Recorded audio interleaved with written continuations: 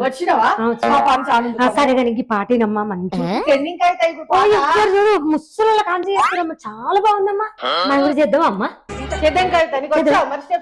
చేద్దామమ్మా ఏముందమ్మా ఇట్లా ఇట్లా అంటే అయిపోయా ముసలి కాంచి చేస్తారు కదమ్మా సరే చేద్దాం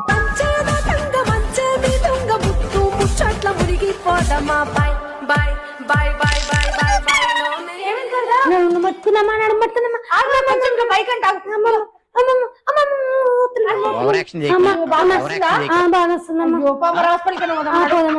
అంటే బ్యాగ్ తెప్పమ్మా నువ్వు వెనుకమ్మా నేను పోతా తీగెట్టు